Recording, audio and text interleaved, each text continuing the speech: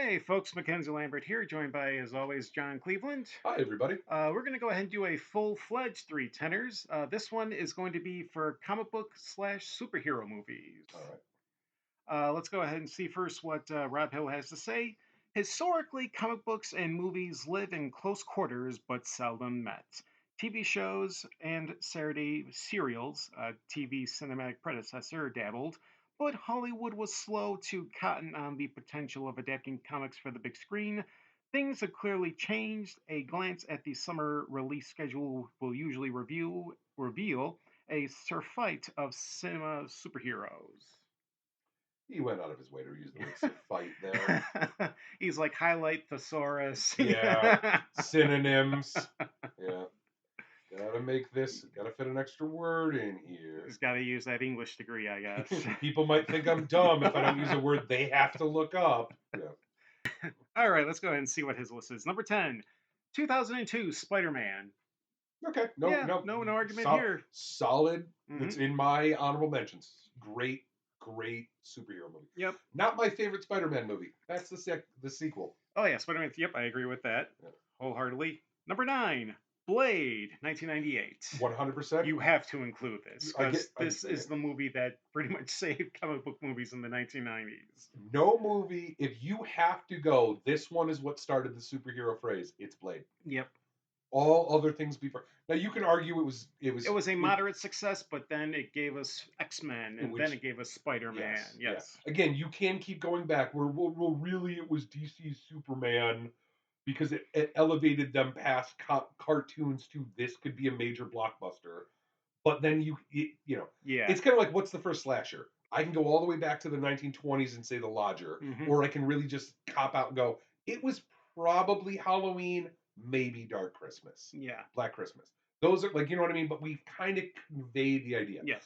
So I think you'd be hard pressed to convince me that it isn't Blade.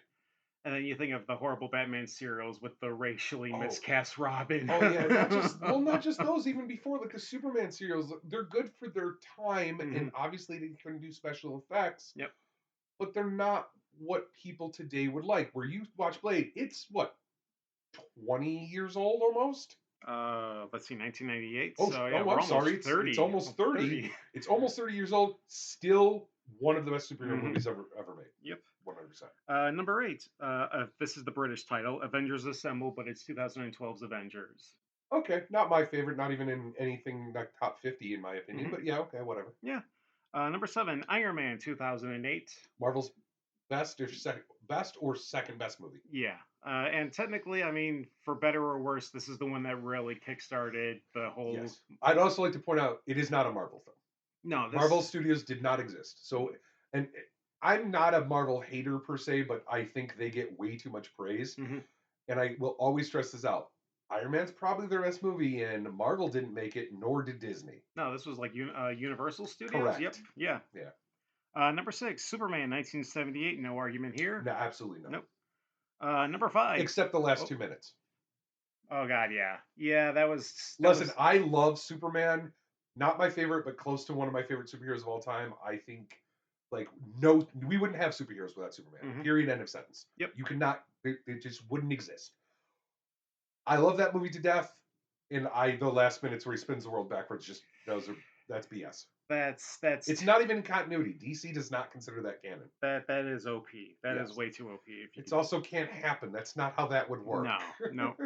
Number 5, The Crow from 1994. Amazing film. It's an honorable mention, and trust me, I wish it was in my top 10. That movie's amazing. And they're about to make a remake, and I really wish they wouldn't. I don't think they should have made sequels. I wasn't going to talk about the sequels, Mac. Do you just want to talk about Ed Furlong? No. Yeah, because I don't want to talk about it. Ed Furlong doesn't want to talk about Ed Furlong. I'm kidding. Seems like a nice guy. And not just a great hero, too, with the late Brandon Lee, but also Michael Wincott always plays a great bad guy. Oh, 100%. The movie's a phenomenal film. It's just a phenomenal film. All right. Number 4, Batman, 1989, because of course. Again, of course. Number 3, X-Men, 2000. I do like X2 better. I do as well, yeah. But yeah, no, I remember when that came out, just like with Spider-Man. I remember renting it from Blockbuster and just marathoning. When are we going to watch it? We already watched it 4 times a day. Put it in. 100%. And it was really like the one I remember the casting, they just nailed it with Patrick Stewart as Professor X and Ian McKellen as Magneto. That Yeah. is just Yeah. perfect. I didn't hate Halle Berry as Storm, but I do think she was miscast. Mm, I know some people that hate that she was in that film, but that's a different topic. hmm Yeah. I mean, Hugh Jackman's still playing Wolverine. Yep. So think about that. That's Y- longevity of a Yeah. character. Number two, The Incredibles or Disney's Fantastic Four. Or the greatest Fantastic Four movie ever made. And I'm Yes. saying that, and I didn't even hate the ones that what was it, Fox made. I Oh didn't hate gosh. not Fantastic Four stick. That movie was horrible. hmm But the ones before, the two before it, I those are movies for me that are like ever like a film and then out of nowhere somebody goes that movie's horrible, and then you realize everyone thinks it's horrible, but you never experienced that. That's that film. When those came out, everyone loved them. All the people I knew, the internet didn't really seem to hate them, other than they were kind of still like the superhero movies weren't the level they were. hmm They didn't have that rampant Star Wars level fandom Yeah. or Harry Potter toxic fandom that they have now. hmm But like people seem to be okay with them generally, and only now do people go, "Oh yeah, those movies were horrible." I'm like, you didn't say that through, when they were out. And I don't hate them, but I will 100% cop to them. Incredibles are a better film. and honestly, as far as actual Fantastic Four films go, I like the Roger Corman film better.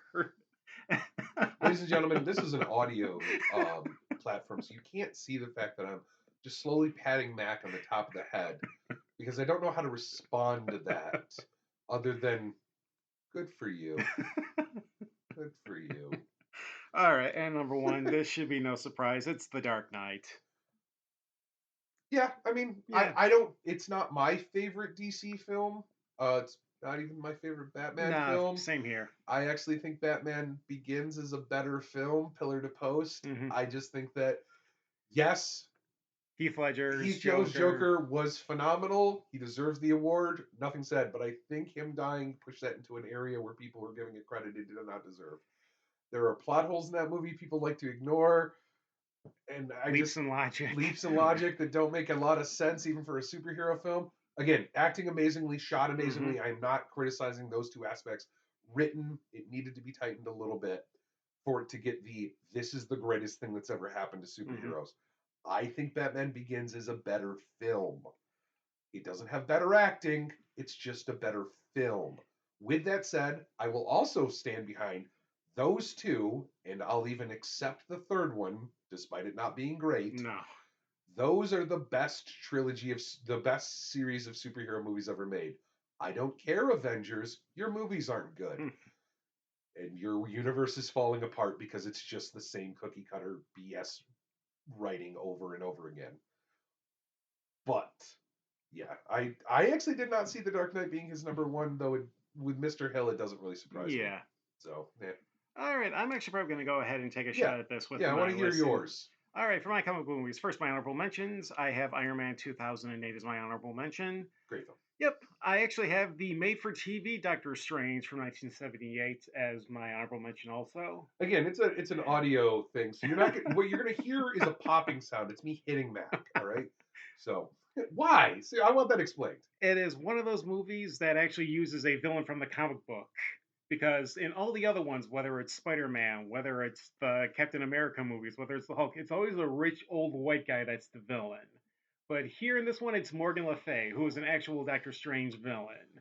Okay, so a lot of the times they use villains from the comic book, but yes, I'll cop to it that you also know that that's only because at the time, again, they hadn't figured out the superhero quote unquote formula that hmm Disney and has kind of just cemented. Like they just chose a common foe, hmm and Morgan Le Fay was at least we get a woman on screen over time. hmm So like I don't like I tried, man. Like if you would have said the one with if you would have said Cumberbatch? the Doctor Strange movie that isn't Doctor Oh, Dr. Strange. Mordred. Yeah. Okay, fair If enough. you had Yeah. said that, I could accept that. First off, I know Jeffrey Combs is great. It's a full moon production hmm back when that meant something, that they were trying. it just, the rights got Yeah. befuddled up somehow. I've heard conflicting stories, and so they had to change it I'm to sure it Doctor was Alia Strange. Rod being a jerk. Yes, probably. But if you had said that, I could have understood. Mhm. I do not get the 1970s made for TV. By the way, it's a failed pilot. Yeah, that one is that I Okay. sorry, bud. All right. Another next one, The Addams Family from 1991. Comic strip movies count as far as I'm concerned. If we're not going to argue over that detail, Mhm. 100% that is a film. If you don't like that film, you and me are not going to get along. It is in a small section of films that I can watch anytime. Mhm. It elevates my mood. It always makes me happy. There's nothing to hate about the movie. It's just fun. You want to talk about perfect casting? People are like, "Oh, Iron Man was perfect casting." No. Everyone in that movie Yes. is perfect cast. Mhm. Every single human being could have not been replaced with a better human being to play those roles. Yep. That movie is almost perfect. Yep. And my last honorable mention, the Teenage Mutant Ninja Turtles movie, the Yeah, last film for Jim Henson. So, yeah. We were, me and Mack are a similar age, and we were of the generation where that movie was transcendent. yes. The Ninja Turtles were gods of cartoons, Hmm. and when that movie came out, they were manifest in real life. Yep. Everyone loved it. And you've not only that, but you got Elias Koteas as Casey Jones, which I thought was perfect casting. Yeah, no, like every Yep. part. It's so weird seeing him in like CSI knockoffs Or seeing him in Zodiac. or Like, yeah. or seeing him fully nude and because he does some really weird Oh yeah, he movies. does a lot of like the artsy art house cinema Mm-hmm. stuff as Mm-hmm. well. Yep. Yeah, but like, yeah, I still see him as Casey Jones. Hmm. 100%. All right, now to my main 10. All right, number 10, Dick Tracy on a technical level, from the matte paintings, the costuming, the lighting, the makeup effects, the music, the set design, everything works. The casting of the gangsters is great, but the one problem is Warren Beatty just does not work for me as Dick Tracy. No, Nah, no. you should have gotten like, a young Bruce Campbell has the square jaw for Dick Yes. Tracy. Harrison Ford could have been a good Dick Tracy, just Yes. not Warren Beatty. Okay, so I don't hate Beatty in that. I accept Beatty in that because I do think for me, he's not problematic as Dick Tracy. Like he is of that era that kind of makes sense. In there's a wild story. If you folks don't know about the Dick Tracy, Warren Beatty owns the rights. Hmm. He wanted to do Dick Tracy, so he just bought everything. Like you can't make a Dick Tracy movie without his. I think at this point, estate. Yeah, although he's still alive, but Oh, still is he? Oh, not without his. yeah. I'll put it this way: he's alive, but you don't see him in public anymore. I'm pretty sure because he's 110 years old. Like he is an Yeah. old man. Yep. Um, but at the same time, like so they actually thought about remaking it. They have to get him to agree to it. Hmm. He owns everything. I didn't hate it. My thing is Madonna was an odd choice Yeah. because this is height of Madonna in the 80s. She brings a sexuality to a movie that doesn't feel like it needs that. No. It feels a little off-putting. I can't bring it and I don't actually think she's a horrible actress in it. I think she plays the role fine, but Yeah. she brings a raw sexuality that is odd for a film That's of its tone. yes. So, but either way, great movie though, visually Hmm. stunning to this day. Yes. Number 9, Batman Begins. No argument. No. I just went on about. I think it's Hmm. probably DC's best film overall. And it takes three of Batman's like wackiest villains, Victor Zsasz, the Scarecrow, and Ra's al Ghul, and brings them in a semi-realistic Yeah, environment. it introduced. So Marvel set the template for how you make superhero movies now Hmm. and what the audience kind of demands because this is all they've been force fed. Yep. Batman Begins set the template of how to introduce realism into your comic book movie and ground it. Hmm. But I mean, look at the director. I mean, Christopher Nolan. Yeah. Yep. I know it sounds pretentious, but I think he's one of the greatest directors. I'm slowly accepting that I'm going to say alive and working today, but I feel like I'm eventually going to not have to add that part. Nah. I think he's going to go down in history as one of the greatest directors of all time. And already I'm excited for Oppenheimer, which just looks What? really, really good. Yeah, not to get on a side No, tangent, but yeah. 100%. Yes. Yes. Number 8, The Rocketeer. Yes. Hmm. Again, we talked about it Yep. before. It's with the Addams Family. it is a perfect film. Mhm. I love everything about it. I love it. You can put it on at any time. I will sit down and watch The Mhm. Rocketeer with you. And weirdly, kind of like The Addams Family, I can watch it with my 10-year-old nephew. I Yep. can like it. It's a movie where Nazis get blown up, and it in no point is it's PG-13 Yeah. maybe. And the actor playing the Rondo Hatton type is the stuff of nightmares. Yes, I love that they built a character in that movie off a real life human being who there's a horror award for him. Yep. That is how weirdly iconic he was. It's a very, very interesting little moment. And I'm not gonna. This is gonna sound to some degree. So Jennifer Connelly is an amazing actress, Oh, her and but the that movie film is not noir. about. But that movie is not about her acting ability. No. That movie is about putting her as the film noir pinup girl. Yes. And wow. Yes. So yeah, And Timothy Dalton. yeah, Yeah. yeah. Yeah. One of my favorite Bonds. Yeah, hate me. I don't care. Just so we're clear, Daniel Craig is nothing but a Timothy Dalton. Like, Thank you. yeah, Thank you. yeah. Dalton was the first Bond who ever. Again, side tangent. Dalton was the first Bond who ever actually read Fleming's books and knew that Bond didn't like being Bond. He found it as a big like problem Mhm. and just was morose about it a bit. And Daniel Craig is the second Bond who ever. I don't even think Pierce Brosnan read any of the books. No, and you look at just some of the violence in the Dalton films, and it's like, yeah, this is definitely Craig before Craig. Yeah, 100%. All right, number seven. I know we had a Batman film on here already, but this is my favorite Batman film, Batman: Mask of the Phantasm. That's fair. Yep. I enjoy it, but I don't have the weird love that it gets from a Mhm. lot of people. Yeah. But I respect it. It's a good film. And Kevin Conroy's always been my Batman. I've always associated him with that role. R.I.P. my man. Yeah. R.I.P. All right, number six. Superman, 1978. Christopher Reeve for me will always be Superman. Yep. He epitomizes the wholesome. I'm gonna parrot a online reviewer that I enjoy, an online movie content creator that I enjoy. Christopher Reeves is Batman, or sorry, is Superman, uh, is Hope. Hmm. The thing that all the new Superman movies and pretty much everyone after that series got, well, after the second one, Yeah. he is not Hope, and that's what he's supposed to Hmm. be, the personification of hope. And Reeves just nailed it. Yep. So yeah, I'm I'm hoping that Gunn's new version brings that in a bit. It is a character arc that he likes to play with. Hmm. I'm just hoping the new DCU or whatever they're calling it isn't just let's make Guardians of the Galaxy for DC. Hmm. Because I do like Gunn, but he is a very specific type of director Yep. with, and I'm not being critical of a man who's got far more talent than I have, Yeah. but he doesn't have range as a director, so I'm a little scared.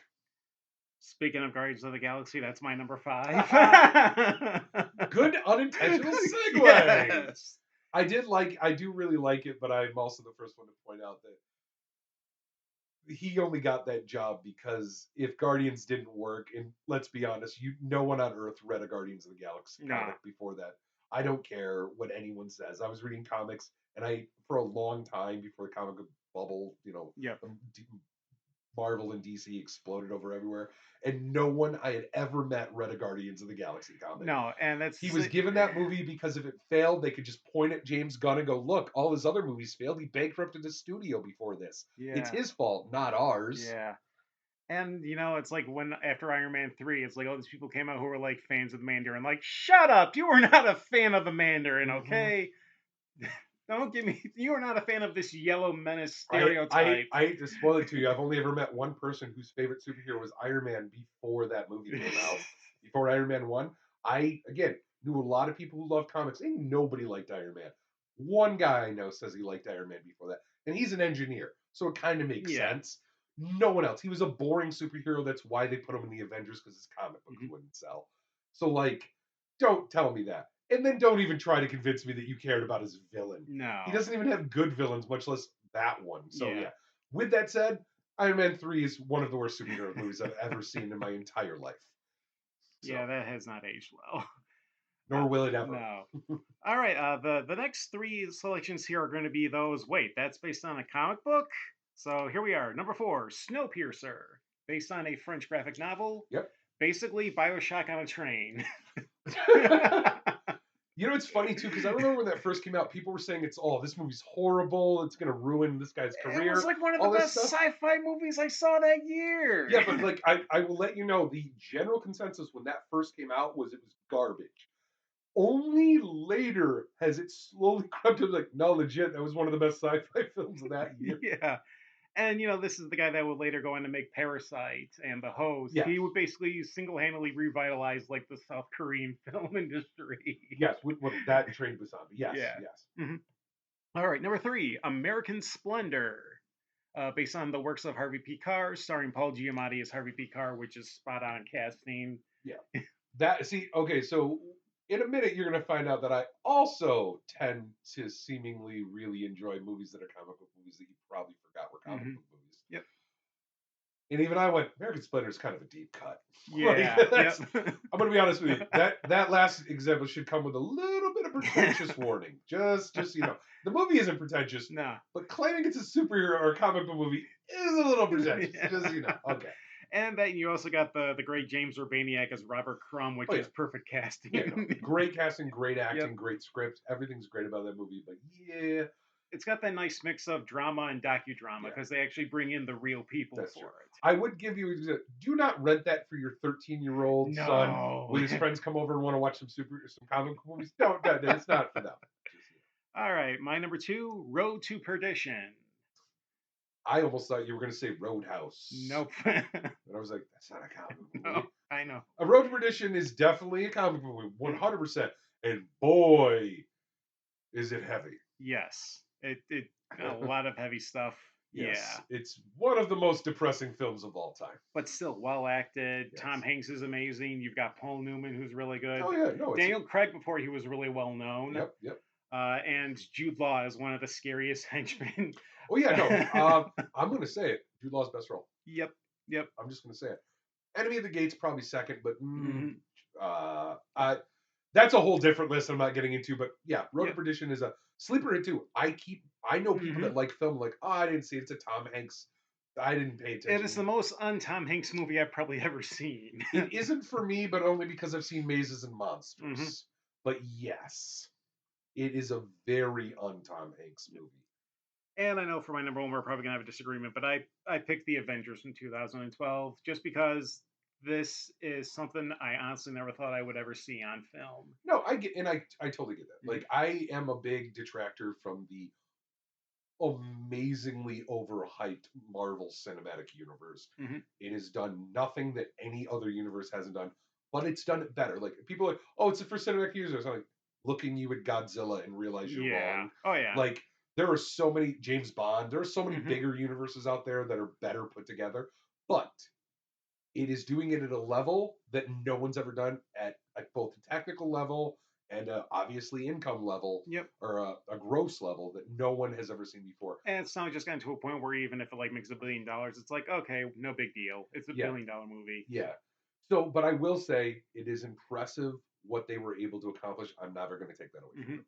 I, I like DC Comics over Marvel Comics, but I will not sit here and there. If you're about to find out, I much prefer DC over Marvel. But at that exact same time, I am no way thinking that DC's universe works narratively Yeah. on their screen the same way. I mean, it has to get rebooted already, right? Yeah. That Marvel's doesn't. But with all of that said, I would love it if DC could have that because Hmm. that is a gigantic event where there are so many storylines coming together, and so not that any of them get narrative other than the two Yeah. actually have any narrative quality to them, but that's not what you're here for, right? Yeah. You're here to see all your favorite superheroes beat the crap out of some villains the same way. When I was this, 8-year-old kid, I wanted to watch It's like WrestleMania. It's Yes, spectacle. yes, it's all spectacle. Yep. But it's fine because it's very clear that's what it is. Mm-hmm. So 100%. When people tell me it's their favorite super, 100%. Yep. You know, I get it, man. I totally understand that. Absolutely. Mm-hmm. Just don't ever tell me it's the greatest film ever made. If I hear that again, you have no idea how many times I've heard it's the greatest film ever made, and I just.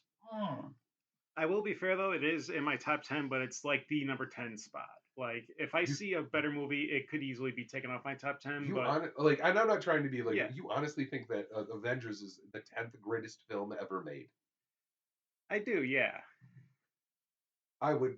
That to me like boggles my mind. The fact that it's even in your top 100 would bother my mind, much less they've gone to your top 10. Mm-hmm. But I just do not understand where that comes from. But that's, I don't know. We're different people, so Yeah. that's how that works. All right, so that was my list for the comic book movies. John, Yeah. let's go ahead and see what yours are. All right. And I just want to put this out here. I feel like I was a little more harsh on that one than the thing, but feel free to be equally as harsh. Okay. Because I wrote, so my honorable mentions you're gonna catch are scattered because I've decided I made multiple lists of different kinds of comic book movies, and then from there I each kind of added. Only after several purges, like this is a list I rewrote more than any list we've done, and I did say there you needed to add like a pretentious mark to yours, so I'm Okay. going to be very clear on mine. Okay. Before I even read my top 10, I'm going to let you know there's no DC or Marvel movies on here. Not one. Okay. Because I don't think any Marvel or DC film deserves to outpace any of the ones I've mentioned. Okay. I'm going to mention. But first, my scattering of honorable mentions. For animated series, or for animated comic book movies, there's only two. There's a bunch, and just so we're clear, it's all DC. Marvel has produced no good animated features. DC is, this was something I will not argue about. DC is king of animated if you're talking about the two big. And big I dogs. say they should release those animated films theatrically. 100%. They're amazing. Their cinematic or animated universe is 10 times better than Marvel's. Mm-hmm. But they're still not there. But if we're talking animated comic book movies, there's only two. The Incredibles and one that pains me it didn't make my top 10, and I'm going to regret it. If you ask me in like a week, it'd probably be in my top 10. It's The Iron Giant from 1999. Cineflix. Both Brad Bird. Both Brad Bird. Both Brad Bird. Cineflix, a YouTube channel I actually really highly suggest, just rated Iron Giant as the greatest superhero movie of all time. And that's a channel I respect their opinion on. All right. For Marvel, I really think there's only three that are any good at this level. Not just fun to pop in, but like at this level. It's Iron Man from 2008, Logan from 2017, which, by the way, is a perfect indication of why a cinematic universe shouldn't exist. Logan can't exist in the cinematic universe. No, and I regret not having Logan on my list because that was my favorite movie of that year. So. Yeah, 100%. And Captain America: The Winter Soldier from 2014. Those are the only Marvel films I enjoy. I wish Marvel was still at its like 2014. Yeah, just so we're clear, I have other ones for Marvel that I do enjoy, but those are the only ones that might have been in my top 10. The rest are, I really like them: Spider-Man 2, X-Men 2, Blade, stuff like that. But they'd never have actually gotten to the top 10. No, if Doctor Strange 2 was made in 2014, it would have been a full-fledged horror movie because that's when they were still their most experimental. Exactly. For DC, on the flip side, Joker from 2019. I know it's a pretentious pick, but goddamn, that's a good movie. Oh, Batman from Phoenix. Oh God, yeah. Batman from 1989. Batman from Gins from 2005. Dread. It's a Dark Horse comic from 2012. Oh God, yeah, Dread. Oh man, The fact that Superman 2, which is the best Superman movie, isn't on any of these lists is a little surprising to me. Swamp Thing from 1982. Not a great film, but it is John Carpenter making a Wes Craven. Making a. Yeah, but Carpenter was like a scripter. He was on it somehow. Yeah. But yeah, Wes Craven making a superhero movie. Yep. And it's a dark comedy. And then, of course, the only other one I need to reference from DC is Watchmen from 2009. I know it's contentious, but I really fucking love that movie. Do I think you should have given the guy who directed that movie all of your movies? No, but that's a different thing. Yeah. And then just a couple more that aren't affiliated with those directly. Some have a loose affiliation with Dark Horse, which is a DC product, but whatever. I'd be remiss if I didn't, again, mention The Crow, Hellboy from 2004. Oh, yeah. Yep. V for Vendetta from 2005. I know Sean Connery hated it, but I love League of Extraordinary Gentlemen from 2003. And I mean, there are other ones that people forget. Men in Black from 1997 is a comic book movie. Okay. The Adventures of Yeah. Buckaroo Banzai Across the Eighth Dimension is just hilarious. Mhm. For all you bad movie connoisseurs out there who grew up on, renting a video and from Blockbuster on a Friday night, The Guyver and the sequel, The Guyver Dark Hero from Yep. 91 and 94 respectively. Darkman, Sam Raimi. Oh yeah. It's fun. The Phantom from 1996. Yeah, We almost had Bruce Campbell instead of Billy Zane, and I I'm kind know, of thinking, yeah. but like I've said it before, if the Phantom had come out like 10 years later, Mhm. would have been one of the biggest hits. Yes. But because it's Billy Zane, and I know a lot of people only know Billy Zane from a joke in a Zoolander, Yeah. but legit, Billy Zane had a moment where he was like the Brendan Fraser of Hollywood, if you get what I'm saying. Yep. He was an attractive young guy. He could be in action films. He could be in dramas. He could be in romantic comedies. Demon Knight. Oh, Demon Knight. I love Demon Knight. Best role of his career, period. But like, it's a movie about a superhero where it's him. Catherine Zeta-Jones is in it. Like, this movie, you're gonna watch You it got and be like, Treat whoa. Williams. You got James Remar. A highly overacting Treat Williams as the enemy is amazing. That I love that movie, and again, it just needed to come out 10 years later, and everyone would have loved it. But anyway, I've gone on too long. Top 10 time. Okay. Again, I drug some of your stuff through the gutter, so feel free to be as cruel. Okay.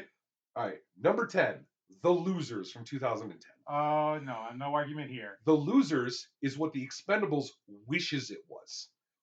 I'm gonna tell you right now, if you probably never heard it. Idris Elba's in it. Jeffrey Dean Morgan's in it. Yes. Zoe Saldana, Chris Evans. Yeah.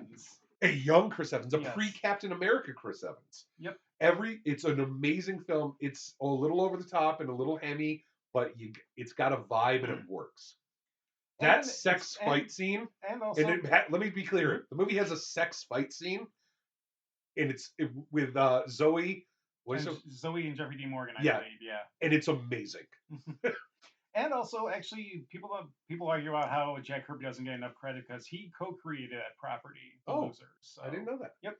Highly suggest, though. So number 10. Number 9, From Hell from 2001.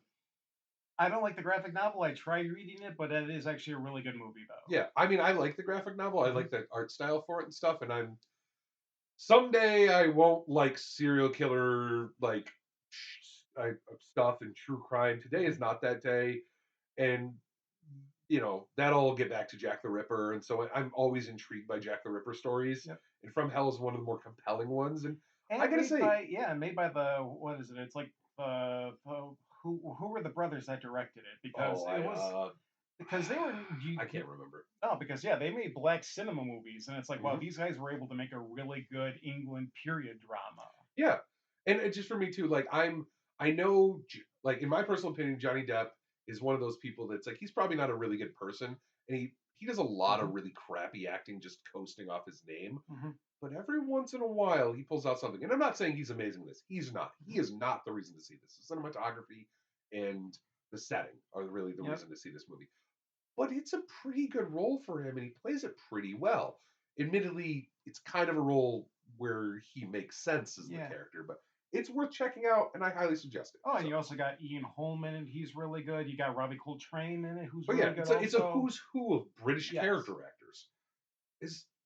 No, I was gonna say it's Sleepy Hollow. It's not on my list, but Sleepy Hollow is the one where Christopher Lee's in it for a hot second. Yes. Yeah. All right. Number 8, Constantine from 2005. Yeah. Yep. Although, I mean, one of my favorite Keanu Reeves I'm movies. more of a fan of the latter actor who played Constantine, but no, Keanu Reeves is pretty good with it. Without a doubt, my favorite version of the Devil on film, Peter Stormare. That's a whole other top 10 list I'm not going to start getting into. I would love to do that, by the way. That's a very interesting list. But I think he's good. I really liked the movie, and I remember it went through a phase where it was hated, and then only because of John Wick causing people to like have this obsession with Keanu Reeves that revitalized his career, and now everyone's like, he's the saint of goodness, and like, because he's a genuinely good person. Yep. That people are now retroactively going back to Constantine, being like, oh no, I loved it. It was a great film, and now they're going to do a sequel, so I'm happy. And that was the movie that introduced me to Tilda Swinton, and I'm like, who is this? Because they Yes. are amazing. I didn't know if Yes. they were actually a guy or a girl when I first saw them. But I'm- that's to her. this day, I've seen her naked. To this day, not positive she's not a man. Yeah. That's how good of an actress she Yep. is. Number 7, and this was my number 1 originally because I'm like, if this was a list of the best films in my top 10, this would be number 1. None of these are better films than this. It's just not my favorite, which is what we're talking about. Mhm. A History of Violence from 2005, Ooh, Cronenberg. because it's directed by David Cronenberg and the rest of them aren't. Mhm. I don't know how to. If you either have seen it and understand, seen it and been repulsed, or not seen it and don't understand. It's a David Cronenberg movie. And this is one of those where you realize, wait, this is based on a comic book? Yes, it's based on a comic book. It's David Cronenberg. It's not body horror, and it is body horror. It has one of the most authentic fight scenes in film history. I'll say that. It's also a fight scene where the protagonist, Vito Mortensen, is nude during it. So if that's something that interested you, check it out. If just the fact it's a comic book movie directed by Cronenberg, watch it. If you want just a really solid, gritty film, crime film, watch it. If anything of what I just said is something you're not interested in, do not watch it. It's a Cronenberg movie. You do not leave a theater with a smile on your face. That is how that works. Number 6. Let's ignore grit. We're going to keep the grit. We're going to make it camp. The Shadow from 1994. Okay. Alec Baldwin, one of his better roles or characters, in my opinion, based on the old classic like radio show. Yes. It's got Tim Curry in a small role that's hilarious. Yes. It's got not Ian Holmes. Ian McKellen's in Ian it. McKellen's. And Jonathan Winters. Is John? Yeah, seriously, it's Yeah. full of these great little like characteristics and stuff, and it's a fun story, and it's cool. And when that movie came out, I so wanted the. I think he had a cab or something, like it was a prop for the toy you could get from, it was like $50 or something. So I was never gonna get it, but like it was just great, and I always wanted one. Anyway, The Shadow from 1994 is my 6th. Number 5, we talked about it already. The Rocketeer. Yep. It's amazing. It's just it's a heartfelt, fun movie. Like when somebody says like I want to watch a Disney movie, this is the movie. It's not offensive. Like the bad guys in the movie are Nazis. Yep. Even Disney doesn't care about picking on them. Like there's no. It's simple slice of Americana. It's and I love that once the Italian gangsters realized they were working with Nazis and they turned against them. One of my favorite scenes in film history. Like, I may not make an honest buck, but I am 100% American. Yeah. There's literally a scene in the movie where the FBI come and they're shooting at a Nazi blimp and they're standing next to the mob, the actual Italian mob, and they just look at each other as they're both firing at the ship, do the knowing and turn back and fire at the Nazis. It's amazing. All right, either way. Again, the Rocketeer is one where just you have to have seen it. I don't accept that you haven't seen it. Go see it. Number 4, by far the most recent film on the list, Kingsman: The Secret Service, the first, and let's be honest, probably should have been the only one. Yep. Yeah, it's the sequel obviously was doomed because everyone loved what's his name from the first one, and he couldn't be in a sequel for reasons if you haven't seen it, I'm not going to really get into, but are very obvious. He shouldn't be in a sequel. Yeah. And they just it ruined the sequel's plot trying to make him work in the thing, and then probably the best use of Freebird ever in a film. 100%. That whole sequence is just so viscerally satisfying. Made more so by the guy who's doing it is the guy who was in the King's Speech. It'd be like if I told you, hey, you want to watch a really cool movie where Anthony Hopkins knocks a fool out because he's a boxer? You'd guess you want to see that. Like, oh, it's great. It's amazing film, great casting. I'm going to say it is the most mainstream British produced action film that isn't a Bond film that has been released in the past decade that wasn't released by Guy Ritchie. Fair. Yep. I can agree with that. In my opinion, it went, hey, America, we don't just make Bond films and Guy Ritchie films. There are other people producing action flicks in Britain. Well, and just that opening sequence where they use Money for Nothing by Dire Straits is just great. Yeah. The bar scene where he goes over to the door and locks it is one of my favorite fight scenes in film history. Yep. So good. All right. Number 3, which was originally my number 1 and only got knocked down when I really put pen to paper and thought about it. Okay. It's Mystery Men from 1999. Yeah. Yep. That's a good one. It's hilarious. It's another one I've watched 1,000 times. I can rewatch that. It's still funny. Little parts. I'll rewatch it. If we watch it as soon as we're done talking, I'm going to notice something I didn't notice before. I love that film. I shovel well. Honey, you shovel better than any man I've ever seen. I love little lines. Like, it's a movie full of little throwaway lines that I can quote all the time. Like, for me, it's in my top 10 most quotable films of all time. Like, somebody pukes in my pool, I just realized I'm just mostly quoting his wife. But somebody pukes in my pool, I'm leaving you. There are many men I could marry. Still can. I know, dear. It's like, Tom Waits is an eccentric inventor. Oh, yeah, the blame thrower, the tornado in a can. 100%. He's a sphinx. What's his powers? Terribly mysterious. He just talks in rhymes and riddles. I'm invisible as long as nobody's looking. Maybe you should put some clothes on if you're going to keep fighting injustice today. Baby Bola, I heard your father died. Yeah, he fell down an elevator shaft on some bullets. I suspect foul play. To this day, walk in any bowling alley in America, somebody's got a skull in a thing because of this movie. And also, too, Eddie Izzard playing a great henchman. Yeah, 100%. Oh, I also Jeffrey Rush, Casanova, Frankenstein. Oh, no, keep going, because there's a little thing I'm going to point out. It's my favorite fact about Mystery Men that I love to point out to people. So, there's a scene in Mystery Men where Casanova Frankenstein, he's the villain. That's all you need to know if you don't know. Assembles all the gangs. And he's basically I know exactly what you're talking about. I'll let you finish. He amasses all the gangs, and these are rappers, and these are Ivy League. Yes, and they're the ones that are relevant to this point. It's the Ivy League group. There are 2 points, and you're only going to get one of them. All right. I'm gonna start with the softball one first, okay. The one you don't know, okay? Because the other one's a big one. One of the groups is just rappers. One of the rappers is CeeLo Green. Oh, who then got famous for a song I realized I probably shouldn't say its title to, and then in several other things, and then eventually was on like The View, or not The View, one of those shows where the people, B-list singers, judge amateur singers. There's also another song you did where it's you're Crazy is like was. Oh yeah, Crazy was huge. Yep. But anyway, so he's in it, and then the thing that I love pointing out to people even more than that is if you look at the group of Ivy League like jocks that are of one of the little groups. He's the one that says, can we bring the brewskis? Yes, of course you may bring the brewskis. That's fucking Michael Bay. Who I don't even remember how he got in the movie, but Michael Bay, the director, is in it, and it's hilarious in this one little moment. It's great. But the movie's so quotable. It's so fun. I love it to death. All right. That was my number 3.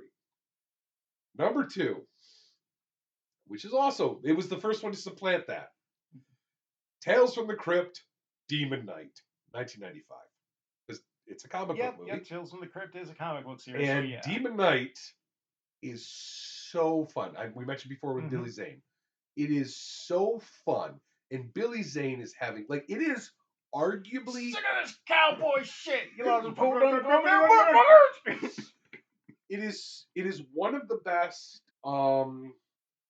films of the assault a small location, defend it, like, films of all time. It's a dark comedy. It's literally like a mix of Lamberto Bava's Demons with Assault on Precinct 13. Yes. With the Crypt Keeper beginning and ending it with a little narration. And Billy Zane just cranked to 11 in Western New York's own William Sadler. William Sadler as arguably our lead. Yep. And also, there was the arguably the lead, the main character of the film is Jada Pinkett Smith's character in her first major role. Yep. And I find it hilarious that no one has yet edited Michael or her husband into the movie slapping somebody for touching her. I think that they need to do that. Oh, and then you got Dick Miller, who's a legend in the genre. If you don't know who Dick Miller is, just turn this podcast off. Yeah. You don't know us. You don't like the things we like. Move on with your day. But yeah, no, I love that movie. Oh, I and love Thomas Hayden Church. So yeah. Yeah, no, my nipples are smoking. Fuck it, I got hemorrhoids. Yeah, end of the world. Fuck it, I got hemorrhoids. Yeah, it's just great movie full of quotable moments. And you obviously got to be a gore fan. It's a Tales from the Crypt movie. There's a lot of gore, but it's great. And the only movie that after I looked up a list of unknown comic book or movies you didn't know were comic movies, just in case like, hey, I know a lot of movies, but I'm gonna get some wrong. And a movie popped out, and I'm like, well, obviously that's number one, and I have no idea how it couldn't have been number one. And ladies and gentlemen, I present to you, in my opinion, one of the finest comic book movies ever made, and 100% my favorite. 1987's RoboCop. Really? Yep. Okay. That shouldn't surprise me, but it does. Yep. It's a comic book movie. Now, I'm not going to lie, I'm not 100% sure if the comic books came out after the movie. I don't think so. I think I did my research and it says no, but I would lie to you right now if I did not tell you that RoboCop is one of my favorite films of all time. It is one of my favorites for so many reasons it would take me an entire podcast to describe, but basically it's so 80s. It's such an object of its time. At the same time, it's almost a parody, mocking the 80s openly by being so 80s without doing the comedic version of parody. It's just such a fun film. It's such an intelligent film. Like, you wouldn't think about it for an action sci-fi flick.